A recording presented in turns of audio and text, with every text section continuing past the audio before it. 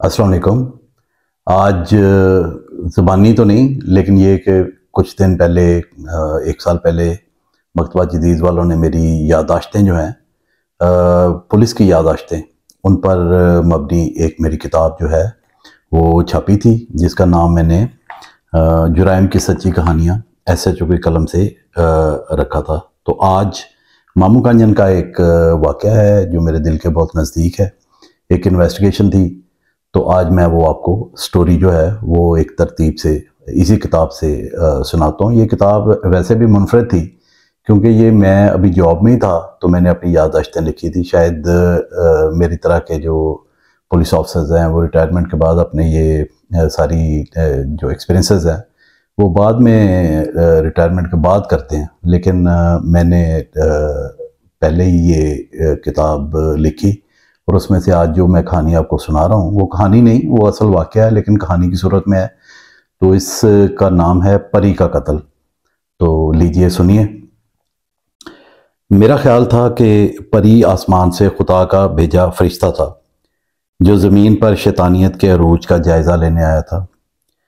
دوسری شادی خصوصاً عورت کی ہمارے معاشرے میں اکثر اس وقت کی جاتی ہے جب کوئی عورت خامند کے چھوڑ دینے کے بعد یا خامند کے مرنے کے بعد تنہا رہ جائے، اور خصوصاً اس تنہائی میں بھی اس کی گود میں ایک آدھ بچہ ہو یا ایک آدھ بچہ اس کی انگلی پکڑ کر چلنے والا ہو اور میکے والے بھی غریب ہوں۔ اکثر شادی کے لیے وجہ یہی بتائی جاتی ہے کہ بچوں کو باپ اور عورت کا سہارا مل جائے گا۔ عورت کو سہارا شاید مل ہی جاتا ہو، مگر بچوں کے لیے نئی ماں یا نئے باپ کا سہارا اکثر پائیدار ثابت نہیں ہوتا۔ عورت جو عام طور پر اپنے بچے پر جان دیتی ہے اسے بھی نئے خامد اور نئے گھر میں مصروف ہونا پڑتا ہے، جس سے پہلی شادی سے ہونے والے بچے انتہائی عدم توجہ کا شکار ہوتے ہیں۔ نجمہ کی شادی مامو کانجن میں شفیق سے ہوئی تو شاید یہی فارمولہ کار فرما تھا، کیونکہ نجمہ بہت ہی غریب لڑکی تھی۔ اس کا پہلا خامد نشئی تھا۔ ایک دن گھر سے گیا تو پھر واپس نہیں آیا، اور جب کسی گلی کوچے کی گندگی کے ڈھیر سے اس کی لاش برآمد ہوئی تو کسی کو حیرت نہیں ہوئی، بلکہ نجمہ کے اہل خانہ کی جان چھوٹی کہ اگر اس کی لاش نہ ملتی تو شاید نجمہ کو اس کے انتظار میں تنہا کتنے سال انتظار کرنا پڑتا۔ مگر اب وہ دوبارہ نجمہ کا بوجھ سر سے اتارنے کا سوچنے لگے۔ پہلے یہ بوجھ صرف نجمہ کا تھا، مگر اب اس کی گود میں 2 سالہ پری بھی تھی۔ پری بہت خوبصورت بچی تھی۔ میرے خیال میں اگر نجمہ کے خامد نے زندگی میں کوئی کام کیا تھا تو وہ پری کا باپ بننا تھا۔ اپنے گاؤں سے نجمہ دلہن بنی، پری کو گود میں اٹھائے مامو کانجن شفیق کا گھر بسانے آ گئی۔ شفیق نے کبھی بھی پری کو اپنے بچوں کی نظر سے نہیں دیکھا۔ شفیق پتھیارا تھا اور قریبی بھٹا خشت پر مزدوری کرتا تھا۔ روٹی کا حصول نجمہ اور پری کے لیے پہلے بھی بڑا مشکل تھا اور اب بھی۔ شفیق بڑی مشکل سے اپنا اور ان کا پیٹ پالتا تھا۔ پری بالکل معصوم پری کی مانند تھی، وہ گیا کیچڑ میں کھلا کمل تھا۔ اگلے 2-3 سالوں میں وہ توتلی زبان میں بولتی، سہیلیوں کے ساتھ گلی میں کھیلتی رہتی۔ سہیلیاں اپنے گھر بھی چلی جائیں مگر پری کو گھر کسی نے نہیں بلایا۔ اس کی ماں شفیق کے بچے کو بڑا کرنے میں مصروف تھی۔ شفیق کا سارا پیار اپنے بچے کے لیے وقف تھا اور اس کی مسلسل ددکار کی حقدار صرف اور صرف پری تھی۔ محلے میں سب کو علم تھا کہ شفیق کا پری سے کیسا سلوک تھا۔ شفیق کا محلہ معمول کا محلہ نہیں تھا۔ میں 1996 کی بات کر رہا ہوں۔ اب تو شہر مامو کانجن اتنا پھیل گیا ہے کہ ہسپتال یوں لگتا ہے بالکل شہر کے وسط میں ہو۔ تب سول ہسپتال کے ملازمین اور شہر کے باہر واقع اینٹوں کے بھٹوں کے مزدوروں نے مل کر چند گھر سول ہسپتال کے بالکل سامنے بنائے ہوئے تھے اور گویا وہاں ایک بستی بن گئی تھی۔ میں کوئی 4-5 ماہ سے تھانہ مامو کانجن میں SHO تعینات تھا، اور خدا کا فضل تھا کہ ان 5 ماہ میں کوئی ایسی زبردست واردات نہیں ہوئی تھی جو میرے لیے مشکل بنی ہو۔ معمول کا جرم ہو رہا تھا اور وہ تو ہوتا ہی رہتا ہے۔ جب سے حضرت آدم زمین پر تشریف لائے تھے، پھر ایک دن شفیق اور اس کی بیوی نجمہ تھانہ کے باہر مجھے ملے۔ میں سرکاری گاڑی سے اتر کر تھانہ کی بلڈنگ میں داخل ہونے لگا تو میری نظر نجمہ اور اس کے خاوند پر پڑی۔ نجمہ کی گود میں بچہ اور آنکھوں میں بے بسی کے آنسو تھے۔ میں سیدھا تھانے جانے کی بجائے ان کے پاس گیٹ کے قریب ہی رک گیا اور ان سے تھانے آنے کا مقصد پوچھا تو نجمہ نے مجھے بتایا کہ 2 روز سے میری بیٹی پری گھر نہیں آئی۔ میں نے پری کی عمر کا پوچھا تو اس نے مجھے بتایا کہ ابھی وہ صرف 5 سال کی ہے۔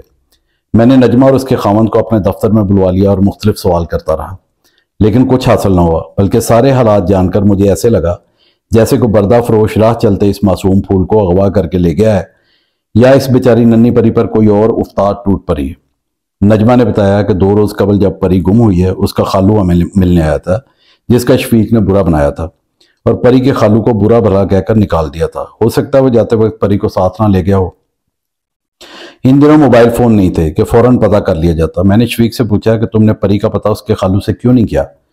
تو اس نے اپنی رام کہانی شروع کر دی کہ اس کے پاس اتنے پیسے کہاں ہیں کہ وہ کرایہ لگا کر چیچا وطنی جائے اور وہاں جا کر معلوم کرے کہ پری کو اس کا خالو لے کر آیا ہے یا نہیں۔ میں نے اسے خاصی لان تان کی اور جیب سے اسے کرایہ دے کر کہا کہ وہ جا کر چیچا وطنی سے پتہ کرے، بلکہ پری کے خالو کو ساتھ لے کر واپس آئے۔ دیہات کا تھانہ تھا۔ ان دنوں الیکٹرک میڈیا تو ویسے ہی ندارت تھا۔ ہاں، اخبار وغیرہ تھے۔ آج کل تو اس طرح گمشدگی کے کیس ویسے ہی بریکنگ نیوز بن جاتے ہیں، مگر تب بسیار کوشش کے بعد اخبار وغیرہ میں اشتہار دینے پڑتے تھے اور غریب آدمی ان اشتہارات کے اخراجات افورڈ نہیں کر سکتا تھا۔ میں نے روزنامچہ میں شفیق کی طرف سے رپورٹ لکھوائی، ایک تھانے دار صاحب کی ڈیوٹی اس کیس پر لگائی۔ روزنامہ جنگ کے پریس رپورٹر شیخ زبیر میرے دوست تھے، آج بھی ہیں۔ انہیں زحمت دی اور کہا کہ اخباروں میں اشتہار دے دیں۔ تھانے دار صاحب کی ڈیوٹی میں نے پری کو علاقے میں ڈھونڈنے کے واسطے نہیں لگائی تھی، بلکہ شفیق پر نظر رکھنے کے لیے لگائی تھی۔ میرے ذہن میں یہ احساس کل بلا رہا تھا کہ آخر وہ پری کا ستیلا باپ ہے، اور ماضی کی کہانیاں میں بتاتی ہیں کہ ستیلی مائیں اور باپ کیا کر سکتے ہیں۔ پری کی تصویر کبھی کسی نے کھنچوائی نہیں تھی، لہٰذا فوراً میرے ذہن میں 5 سال کی کوئی بھی بچی تھی۔ شفیق گیا اور واپس آ گیا، اس کے ساتھ پری کی خالہ اور خالو بھی تھی۔ انہوں نے قسمیں کھا کر ہمیں بتایا کہ وہ پری کو لے کر نہیں گئے۔ محلہ کے لوگوں کو میں نے تھانہ بلوایا، مگر وہ زیادہ تر شفیق کی برائی ہی کرتے رہے کہ یہ ظالم اس بچی سے کام بھی کرواتا تھا اور اسے جھڑکتا بھی رہتا تھا۔ لیکن 2 دن بعد واقعی پری کا اغوا بریکنگ نیوز ہی بن گیا، جب اس معصوم پھول جیسی بچی کی پامال لاش ایک گٹر جو اس محلہ میں تھا سے برآمد ہوئی۔ مجھے جیسے ہی اطلاع ہوئی میں موقع پر پہنچا تو ایک بھیڑ تھی جو پری کی لاش کے گرد جمع تھی۔ گٹر کے قریب ہی ایک چارپائی پر بچی کی لاش لوگوں نے ڈال کر اوپر سے چادر ڈالی ہوئی تھی۔ جتنا مجمع تھا سب کی آنکھیں اس اندوناک واقعہ سے پرنم تھیں۔ سب کا یہی خیال تھا کہ بچی گٹر میں ڈوب کر مری اور 2 دن تک ڈوبی رہی، جب تک کسی جانور نے اسے کھانے کے لیے کھینچ کر پانی سے نکالا۔ بچی کا نچلا دھڑ ادڑا ہوا تھا، جس کے بارے میں بھی مجمع کی یہی رائے تھی کہ شاید کسی کتے نے اسے کھانے کی کوشش کی۔ نجمہ کی گود میں ابھی بھی شفیق کا بچہ تھا اور وہ بیٹی کے سرانے بیٹھی بیان کرنے میں مصروف تھی اور تھوڑی تھوڑی دیر میں بے ہوش ہو جاتی تھی۔ شفیق بھی دوسرے لوگوں کے ساتھ کھڑا تھا۔ میرا دل ابھی بھی اس کے بارے میں صاف نہیں تھا۔ بلکہ میں نے بچی کی نعش پوسٹ مارٹم کے لیے ہسپتال بھجوا دی۔ شام کو جب مجھے پوسٹ مارٹم رپورٹ ملی تو وہ میرے ہوش اڑانے کے لیے کافی تھی۔ کسی درندہ صفت انسان نے پری جیسی معصوم گڑیا کے ساتھ وہ ظلم کیا تھا جو ضبط تحریر میں لانا بھی چاہوں تو نہیں لایا جا سکتا۔ کسی حیوان نے پری کو اس طرح پامال کیا تھا کہ اس نازک فرشتے کی موت زیادتی کی وجہ سے ہوئی تھی، اور یہ ظلم اتنا شدید تھا کہ اس بچی کی پسلیاں بھی اپنی جگہ چھوڑ چکی تھی۔ ہمارا خیال تھا کہ بچی کے نچلے دھڑ کا یہ حال کرنے والا کسی کتے سے کم نہیں تھا جس نے پری کے نرم و نازک جسم جھنجھوڑ کھایا تھا۔ اب میں حیران تھا کہ شفیق جیسا شخص اتنے گھنونے انداز میں پری کو کیسے مار سکتا ہے۔ ہو سکتا ہے ستیلے پان میں آ کر وہ اپنی بیٹی کو مار دے، مگر اس انداز اور درندگی سے یہ ایک پولیس آفیسر کی حیثیت سے میں تصور بھی نہیں کر سکتا تھا۔ میں نے پہلے بھی ذکر کیا تھا کہ اس وقت الیکٹرانک میڈیا پاکستان میں ندارت تھا، لہذا خبروں کی آگئی لوگوں کو اس وقت ہوتی تھی جب رویے مدھم پڑ جاتے تھے، بپھرے لہجے معمول پر آ جاتے تھے۔ بہت سے لوگوں نے اگرچہ غریب کی بچی کے پوسٹ مارٹم پر غور ہی نہیں کیا، لیکن میرے اندر بھی دل تھا اور میں بھی انسان تھا۔ میں نے دل میں تہیہ کیا اور دعا بھی مانگی کہ میں ہر ممکن کوشش کروں گا کہ کسی طرح میرے ہاتھ اس درندہ صفت انسان کی شارک تک پہنچ جائے۔ میں نے اگلے دن شفیق کو تھانہ بلا کر اس کی تفتیش شروع کر دی۔ وہ اسی بات پر بضد تھا کہ ٹھیک ہے، سوتیلی اولاد ہونے کی وجہ سے وہ پری سے محبت نہیں کر سکتا تھا، مگر اس طرح کا فعل تو وہ سوچ ہی نہیں سکتا۔ بلکہ اس کی باتوں سے یہ بات واضح طور پر جھلک رہی تھی کہ اسے اس واقعہ کا دلی افسوس ہوا ہے، مگر ظاہر ہے ان طفل تسلیوں سے میں مطمئن نہیں ہو سکتا۔ میں نے اسے حوالات میں بند کر دیا تاکہ اس سے رات کی خاموشی میں تفتیش کی جا سکے۔ رات کے پچھلے پہر میں نے اس سے اپنے انداز میں تفتیش کی اور یہ انداز اگلے 2 روز تک جاری رہا۔ میں نہیں سمجھتا تھا کہ وہ اتنا مضبوط انسان تھا جو پولیس کی تفتیش برداشت کر سکے۔ پولیس والوں کو ملزموں کے بارے میں لگایا گیا اندازہ کبھی کبھار ہی غلط ثابت ہوتا ہے، اس لیے 2 دن تفتیش کے بعد حالات چاہے شفیق کی طرف اشارہ کر رہے ہوں، مگر میرا دل کہتا تھا کہ یہ شخص اس قسم کا جرم نہیں کر سکتا۔ دوسرا، پری کا روندا ہوا جسم اس درندے کی طاقت کا جو اندازہ دیتا تھا، شفیق کی جسمانی حالت میں ایسی طاقت ناپید تھی۔ بہرکیف 2-3 دن کی محنت کے بعد میں دوبارہ اسی چوراہے میں کھڑا تھا جہاں مجھے علم نہیں تھا کہ منزل کس سمت میں ہے۔ شفیق ابھی حوالات میں ہی تھا، البتہ میں نے اس سے پوچھ کے چھوڑ دی تھی۔ نجمہ اپنے دل میں بیٹی کا غم لیے پھرتی تھی، اس کے علاوہ 2 وقت اپنے خاوند کو روٹی دینے بھی تھانے میں آتی تھی، اس خاوند کو روٹی دینے کے لیے جس پر اس کی 5 سالہ بیٹی کے المناک قتل کا الزام تھا۔ شفیق سے تفتیش کے بعد میں نے شفیق کے ساتھ بھٹا پر کام کرنے والے مزدوروں کے متعلق چیک کرنا شروع کر دیا۔ ارد گرد کے بھٹا مزدوروں کو بھی شامل تفتیش کیا، محلہ میں رہنے والے اوباش لڑکوں کو چیک کیا، قریبی ایسے لوگوں سے تفتیش کی جن کا کوئی سابقہ ریکارڈ تھا، مگر اگلے 2-3 دن میں مزید اسی اندھیرے میں ٹامک ٹوئیاں مارتے رہنے کے بعد میرے لیے اپنے خدا سے مدد مانگنے کے علاوہ کوئی چارہ نہیں تھا۔ ایک دن تنہا بیٹھا میں اس کیس پر سوچ ہی رہا تھا کہ کس طرح وہ ظالم اس بچی کو اٹھا لے گیا۔ اگر لے کر گیا تو کسی نے اسے دیکھا ہوگا، اگر صرف بچی کو اٹھانا مقصد تھا تو اس کی آبرو ریزی کے بعد ناش کا وہیں سے برآمد ہونا، اس کا صاف مطلب یہی تھا کہ وہ شخص وہیں کہیں قریب ہی رہتا تھا، اور اس جنونی سے دوبارہ معاشرہ کہاں محفوظ تھا۔ وہ کوئی پھول دوبارہ اپنے پاؤں تلے رون سکتا تھا۔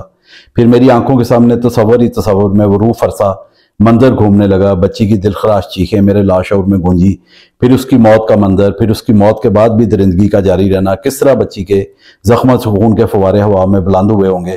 میں خوف خدا سے کانپنے لگا۔ تبھی اس سارے واقعے سے میرے ذہن میں ایک خیال آیا، جس میں اگر میں کامیاب ہو جاتا تو شاید اس کیس کا عقدہ حل ہو جاتا۔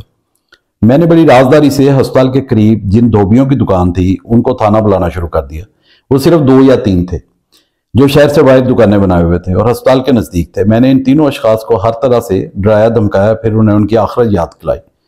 بچی والے واقعہ سے ان کی چھپی انسانیت کو جگانے کی کوشش کی۔ میں ان سے صرف یہ پوچھنا چاہتا تھا کہ کوئی بندہ بچی کے قتل کے بعد اپنے کپڑے دھونے کے لیے دھوبی کو دیکھ کر گیا ہو جس کی قمیض کے اگلے دامن پر خون کے چھینٹے پڑے ہوں۔ ظاہر ہے وہ درندگی میں جس فعل سے گزرا تھا، یہ ممکن نہیں تھا کہ اس کی قمیض اس بے بس مظلوم کے خون سے نہ رنگی گئی ہو۔ اب یہ میری قسمت تھی کہ میرا مفروضہ کامیاب ہوتا ہے کہ نہیں۔ کیا اس غلیظ شخص نے واردات کرتے ہوئے قمیض تو نہیں اتار دی تھی؟ کہیں اس نے اپنے خون آلود کپڑے جلا نہ دیا ہوں؟ ہو سکتا ہے اگر وہ خون آلود کپڑے پہنے ہوئے تھا کسی نے اسے دیکھا کیوں نہیں؟ تینوں دھوبیوں کو میں علیحدہ علیحدہ ملا، تنہائی میں ہر طرح انہیں یاد دلایا کہ بتائیں کیا ان کے پاس لڑکی کے غائب ہونے کے بعد کوئی خون آلود کپڑے آئے ہوئے ہیں؟ تینوں نے لا علمی کا اظہار کیا۔ بڑی سوچ بچار کے بعد انہیں یاد نہیں آیا کہ اس قسم کے کپڑے ان کی نظر سے گزرے ہوں۔ ایک کے بعد ایک تینوں مجھے مایوس کی عمیق سمندر میں ڈبکیاں لگاتے ہوئے چھوڑ کر چلے گئے۔ میں بطور SHO ظاہر ہے کہ اپنی دوسری ڈیوٹیاں بھی نبھا رہا تھا، لیکن میری سوچ پری کے ساتھ ہونے والے ظلم پر ہی اٹ گئی تھی۔ مجھے اللہ کے گھر سے پوری امید تھی کہ ایک معصوم بچی کا قتل ضرور رنگ لائے گا۔ کہتے ہیں خون بولتا ہے، اور یہ خون تو ابھی رگوں میں دوڑنا بھی شروع نہیں ہوا تھا۔ 2 دن اور گزر گئے۔ ایک آئیڈیا جو خدا نے میرے ذہن میں ڈالا تھا اور جس سے میں ذہنی طور پر مطمئن تھا کہ اس آئیڈیا سے مجھے قاتل تک رسائی ہو جائے گی، وہ امید آہستہ آہستہ معدوم ہوتی جا رہی تھی۔ 2 دن بعد میں سارا دن کام کر کے پھر رات کو گشت کر کے اپنے گھر میں واپس آیا۔ میرا ڈرائیور اور میرے ملازم نے کھانا میرے سامنے چن دیا اور ساتھ ہی مجھے بتایا کہ ایک دھوبی بڑی دیر سے اس کے پاس آیا ہوا ہے اور وہ کہتا ہے کہ اس نے SHO صاحب سے کوئی بات کرنی، لہٰذا میں نے اسے بٹھایا ہوا۔ ملازم کی یہ بات سن کر مجھے کھانے کی ہوش نہیں رہی۔ میں نے فوراً دھوبی کو بلایا، وہ مجھے پہلے بھی مل چکا تھا۔ اس نے مجھے جو معلومات دی وہ ایسی تھی جیسے اس معصوم بچی کا خون بول رہا تھا۔ مجھے دھوبی نے بتایا کہ قتل کے اگلے دن ہی ہسپتال کا ایک ملازم ایمانویل مسیح اپنے کپڑے مجھے دھونے کے لیے دے گیا تھا، جس کی قمیض پر خون کے دھبے تھے۔ اس کے کہنے کے مطابق ایمانویل کی عمر 25-26 سال تھی۔ میرے پوچھنے پر اس نے مجھے بتایا کہ میرا ذہن ایمانویل کی طرف اس لیے نہیں گیا کیونکہ وہ پوسٹ مارٹم ڈپارٹمنٹ میں ملازم تھا۔ میں نے سمجھا شاید وہ پوسٹ مارٹم کر کے لے آیا ہے، اس لیے اس کے کپڑوں پر خون لگا ہوا ہے۔ میں نے اسے بتایا کہ مرنے کے بعد اگر لاش کا پوسٹ مارٹم کیا جائے تو خون فوارے کی صورت میں نہیں نکلتا۔ بلکہ اس دھوبی نے انسانیت کا فرض ادا کر دیا تھا۔ میں نے اس سے وعدہ کیا کہ ہر صورت میں اس کا نام صیغہ راز میں رکھوں گا۔ وہ دھوبی اپنا کام مکمل کر کے وہاں سے روانہ ہو گیا۔ میں نے تھانہ میں ٹیلی فون کیا اور سرکاری گاڑی دوبارہ واپس منگوا لی۔ میرے بعد قدرتی طور پر گشت اسی تھانے دار کی تھی جس کو مقدمہ درج کرنے کے بعد میں نے تفتیش مارک کی تھی۔ میں نے اسے ایمانویل مسیح کا محلے وقوع بتایا اور اسے اٹھا لانے کی ہدایت کر کے کچھ گھنٹے آرام کی غرض سے بستر کے گوشے عافیت میں چلا گیا۔ صبح تھانہ میں پہنچتے ہی ایمانویل کو میرے سامنے پیش کر دیا گیا۔ 25-26 سال کا غیر شادی شدہ مرد، اتنی عمر میں جتنا مضبوط جسم خدا کسی کو دے سکتا ہے وہ خدا نے ایمانویل مسیح کو دے رکھا تھا۔ میں نے دل میں سوچا، کہا اگر یہی وہ بھیڑیا ہے تو پری جیسی بچی کیا کر سکتی تھی۔ ابھی کیونکہ ایمانویل کے اٹھائے جانے کی خبر عیسائی کمیونٹی میں نہیں پھیلی تھی اور اس کے لواحقین بھی کسی پادری کی سفارش ڈھونڈنے چلے گئے تھے، میرے پاس جتنا تھوڑا بہت وقت تھا میں نے اسی میں اس سفاک ملزم کو بریک کرنا تھا۔ تفتیش کرنے کے لمحات ظاہر ہے ضبط تحریر میں نہیں لائے جا سکتے تھے، بلکہ اس کام میں خاصی دیر لگی۔ عام طور پر پولیس ملزمان کو ملزمان کی طرح ہی ٹریٹ کرتی ہے، مگر نوکری میں کئی لمحات ایسے بھی آتے ہیں جب آپ سمجھتے ہوں کہ یہ آپ کا ذاتی کام ہے اور خود آپ کے جذبات بھی تفتیش میں شامل ہو جاتے ہیں۔ وہاں خود ہی سنبھلنا ہوتا ہے اور ان جذبات کو قابو میں رکھنا ہوتا ہے، کیونکہ جذبات کی رو میں بہہ کر غلطی کا احتمال بڑھ جاتا ہے۔ ایمانویل سے تفتیش جوں جوں لمبی ہو رہی تھی، مسیح برادری کی طرف سے آہستہ آہستہ پریشر بڑھتا جا رہا تھا۔ उस वक्त इलेक्ट्रॉनिक मीडिया ना होने की वजह से इमानुएल से अभी भी तफ्तीश जारी थी। आज का दौर होता तो क्या हो सकता था। गोजरा में होने वाले वकूआ से इसका सबक हासिल किया जा सकता है, और अब जड़ांवाला भी। परी की आबरूरेजी का मामला आज होता तो इस यूरोप का कोई मुल्क इमानुएल मसीह को सियासी पनाह दे चुका होता। बाकी मैं आपको अपनी एक तफ्तीश की रोयदाद सुना रहा हूं, इसमें मुनासिब नहीं कोई सियासी बात की जाए। आखिर मैं और इमानुएल मसीह तफ्तीश के दौरान एक ऐसे प्रेशर पॉइंट पर पहुंच गए जहां हम में से किसी एक ने ब्रेक होना था। मैं क्योंकि नेक नियति से काम कर रहा था, मुझे कामयाबी नसीब हुई, वो टूट गया। और फिर उसने मुझे उस दिल खराश वाक़े की रुदात सुनाई। उसने बताया कि परी दोपहर को गली में अकेली खेल रही थी। जून का महीना था और इतनी शदीद गर्मी थी कि कोई और शख्स गली में मौजूद नहीं था। इमानुएल के जहन में ये शैतानी मंसूबा आया। पोस्टमार्टम डिपार्टमेंट में काम करने की वजह से सिविल अस्पताल के हर शोबा तक इमानुएल की रसाई थी। इमानुएल के घर में क्लोरोफॉर्म मौजूद था। उसने एक रुमाल पर उसे लगाया, परी को प्यार से चुमकाते हुए रुमाल उसके नाक से लगाया और फिर उसे अपने बदन पर पैरी हुई कमीज के नीचे लिपटा लिया। इमानुएल का कद 6 फुट 2 इंच था और ऊपर से उसने चोला नुमा कमीज पहन रखी थी। बच्ची बेचारी बड़ी आसानी से इमानुएल के जिस्म में छुप गई। ऊपर से इमानुएल ने अपने हाथ बांध लिए। जब उसने छुपाई हुई बच्ची को आसानी से संभाल लिया, वो उसे लेकर इधर उधर देखता मोहल्ला से निकल गया। मोहल्ला के अकब में फसलें थी, वो उसे काश्त करदा कपास के खेतों में ले गया और फिर उसके साथ ये बेमाना जुल्म किया। बच्ची बेहोश थी, चीख भी ना सकी और बेहोशी के आलम में ही खुदा के पास चली गई। जब इस दरिंदा नुमा इंसान को होश आया तो वो खून में लथपथ बच्ची को वहीं छोड़कर वहां से रफू चक्कर हो गया। बच्ची इसी हालत में वहां रात तक पड़ी रही। रात को इमानुएल खामोशी से वापस उस फसल में गया और बच्ची को उठाकर गटर में फेंक दिया और उसके ऊपर एक पत्थर रख दिया। किसी जानवर ने जब बच्ची तक पहुंचना चाहा तो पत्थर पीछे हट गया और बच्ची गटर के ऊपर आ गई, जिससे लोगों को पता चला कि क्या सान्या रूनुमा हो चुका है। मैं उसे लेकर मौका पर गया। वहां अभी भी ऐसा लग रहा था जैसे क़यामत अभी टूटी है। फसलों में पौधों के टूटने की तरतीब से लग रहा था कि यहाँ क्या हुआ है, और अभी भी वहां खून के छींटे इमानुएल की दरिंदगी की दास्तान सुना रहे थे। मैंने सीनियर अफसरान को मौका दिखाया और एमपीए से लेकर मसीही प्रेशर ग्रुपों को भी, जो चंद वोटों की खातर ईमान भी फरामोश कर देते हैं। मौका से खून लेकर फोरेंसिक साइंस लेबॉर्ट्री भिजवाया। मुझे पता था कि यह परी के खून से मैच हो जाएगा। फोरेंसिक साइंस वाले लिख देंगे कि यह इंसानी खून है। आप भी इस बात पर मुतफिक तो होंगे कि परी इंसान का ही बच्चा था। मैंने पूरी मेहनत से इमानुएल का चालान बनाकर अदालत में भिजवाया और इमानुएल को जेल। अब मेरी ख्वाहिश थी कि इस केस में सुलह ना हो जाए। इमानुएल के पैसे उसकी कम्युनिटी ने देने थे। नजमा पर परी वैसे ही बोझ थी। शफीक को उससे नफरत थी और रुपयों से मोहब्बत। मेरा ख्याल था परी आसमान से खुदा का भेजा फरिश्ता था जो ज़मीन पर शैतानियत के अरूज का जायज़ा लेने आया था।